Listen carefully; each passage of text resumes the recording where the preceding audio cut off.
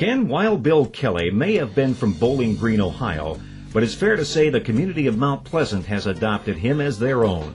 It was at Mount Pleasant High School that Bill would win 9 varsity letters in football, basketball, track, and tennis. But friends say he wasn't planning on continuing in sports when he graduated. When he left high school, he was going to be just an electrician. And Dutch Lodwick, who was on the staff at Central, talked him into going to Central. And so he made 13 varsity letters, which I think is still the record. And but he was also president of the student body and president of his senior class. So he was well respected. It wasn't just athletic. Kelly still has unbroken records at CMU, including 5 touchdown passes against Toledo. He was captain of the tennis team for 3 years and was named second-team all-conference in basketball in 1929. His first coaching job was at Cass City High School, and 8 years later, he returned to Mount Pleasant. There was another outstanding coach in the state, Ed Grable, who went on to be very good at Grand Haven, but he and Bill Kelly came to Mount Pleasant at about the same time, and they both thought that they had been told they were going to be head coach. I don't know how they ever got it ironed out, but Bill ended up as the head coach, and Grable went elsewhere. Wild Bill came to Saginaw in 1942, winning the Class A state basketball championship within 2 years.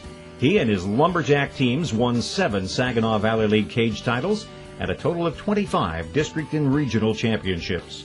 You know, he loved to win, and his record will prove that.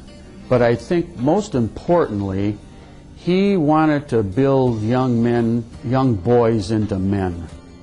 And I think he accomplished that, and he had fun along the way. I know that. Kelly returned to Central Michigan in 1952, and over 15 years he would amass an 86-53-2 record.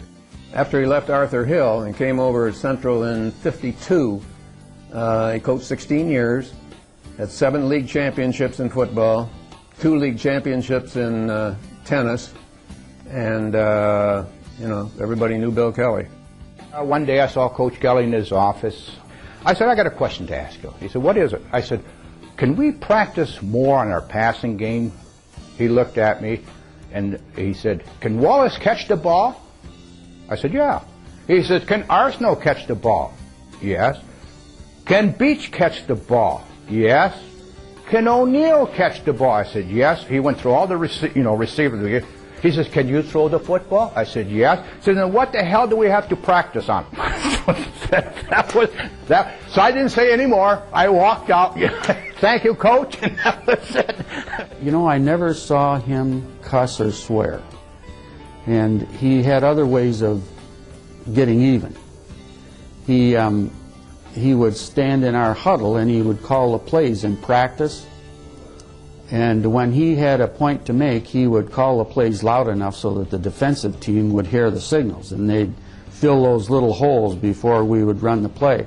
After he practiced on Friday afternoon, he'd have the players in a circle, and he'd walk around, and he said, all right, we don't need you tomorrow. And he'd walk around because you don't have more players than you can fit in the bus.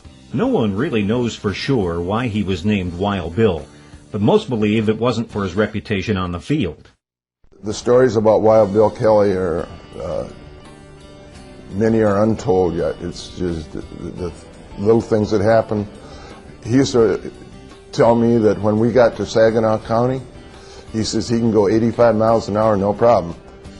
I said, why is that? He says, that's Kackmeister country. Well, the people from Saginaw know that Sheriff Kackmeister's son was a big football star, so Wild Bill was getting no tickets in Saginaw County. Central Michigan renamed its 30,000-seat stadium in honor of Bill Kelly in June of 1983. His friends remember him for his outspoken nature. One of his, famous statements was, I may not always be right, but I'm always positive. And he didn't back down from anybody, but he didn't have an air. He was just Bill Kelly.